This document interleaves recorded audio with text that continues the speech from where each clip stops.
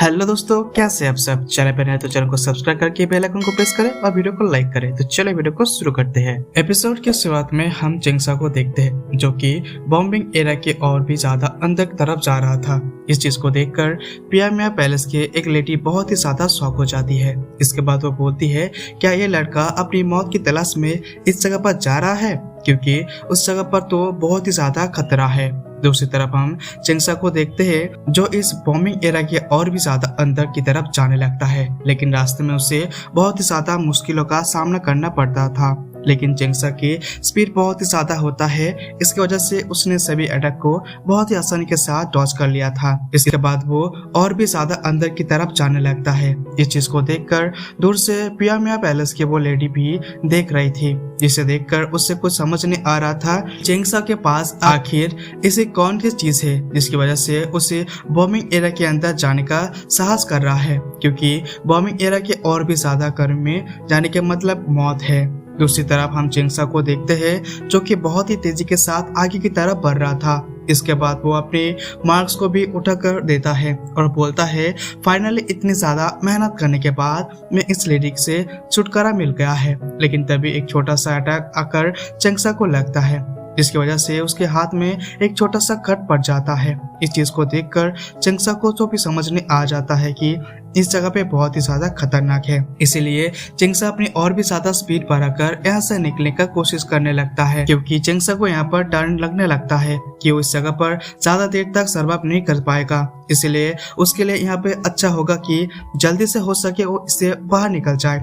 लेकिन तभी चिंगसा को अपनी पुनर्जन्म की एक बात याद आता है। यहाँ पर एक होली लैंड है जहाँ पर वो कल्टीवेशन कर सकता है, जिसकी वजह से उसकी कल्टीवेशन तो और भी ज्यादा बढ़ सकता है। इसीलिए चिंगसा यहाँ पर अपनी पावर का यूज करने लगता है ताकि वो होली लैंड को जल्दी से जल्दी ढूंढ सके। लेकिन कुछ देर तक ढूंढने के बाद भी चिंगसा को होली लैंड के रास्ते नहीं मिलता है। इसलिए वो और भी ज्यादा आगे की तरफ बढ़ने लगता है, जहाँ पर उससे रास्ते में बहुत ही मुश्किलों का सामना करना पड़ रहा था। तभी चिंगसा की एक नजर होली लैंड के ऊपर पड़ जाती है। इसे देखकर वो थोड़ा सा खुश हो जाता है। इसके बाद वो चिंगसा को कुछ पत्थरों के प्रोटेक्टिव बैरियर को अंदर फेंकने की कोशिश करता है, लेकिन यहाँ पर जितने भी पत्थर उसने फेंका है वो सभी एक ही झटके में डिस्ट्रॉय हो जाता है। इसी चीज को देखकर चिंगसा भी तो और भी ज्यादा खुश हो जाता है।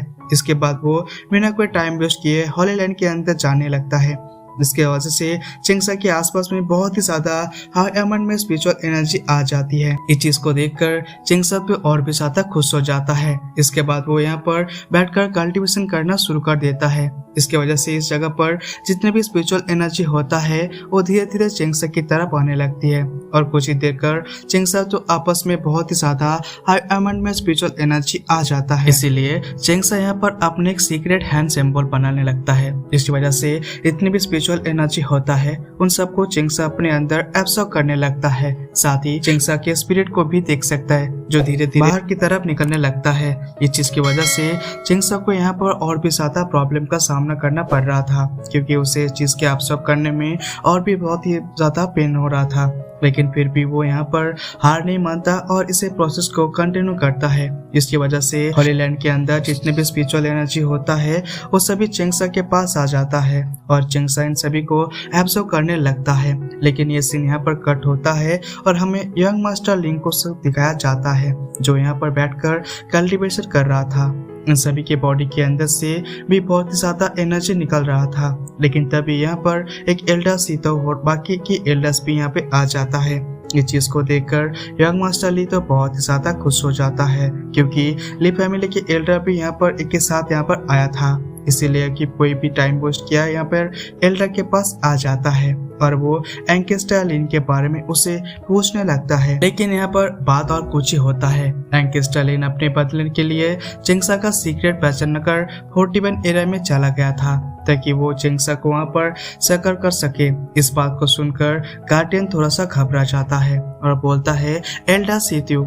इसी बस मेरे अंदाजा है कि इस बात को सुनकर एल्डा सीत्यू को बहुत ही ज्यादा गुस्सा आ जाता है। वो अपनी एनर्जी को रिलीज करता है।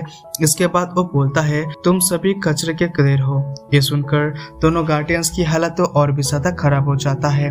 इस चीज को देखकर जितने भी कल्टिवेटर्स यहाँ पर होता है वो सभी बहुत ही ज्यादा शॉक हो जाता है। ये सुनकर दोनों गार्डियंस घबरा कर एल्डा सीतू के पास आ जाता है और बोलता है लिन फैमिली ने बोला था कि मामले से हम लोगों को कोई लेना देना नहीं है, लेकिन फिर भी हमने उन लोगों की फैमिली को एक बार चेतावनी दी थी। इस बात को सुनकर एल्डा सीतो और भी ज्यादा गुस्से में आ जाता है और बोलता है तो इसका मतलब है कि तुम लिंक फैमिली के कुत्ते हो। ये सुनकर दोनों गार्डियन बहुत ही ज्यादा डर जाता है और वो एल्डा सीतो को शांत होने के लिए बोलता है। दूसरी तरफ हम लिन फैमिली को एल्डर को देखते हैं जो कि इन तीनों की बातों को यहाँ पर सुन रहा था। इसके बाद वो एल्डर सीतो की तरफ देखकर उसे आपस में एक और बातें बोलता है। एल्डर सीतो आखिर अपने यहाँ पर कहने का मतलब क्या है? क्या आप हमारे लिन फैमिली को दोष देने का साहस कर रहे हो? तो मैं आपकी जानकारी के लिए बता देता हूँ कि जो मेरा है वो हमारी फैमिली लिन फैमिली का है।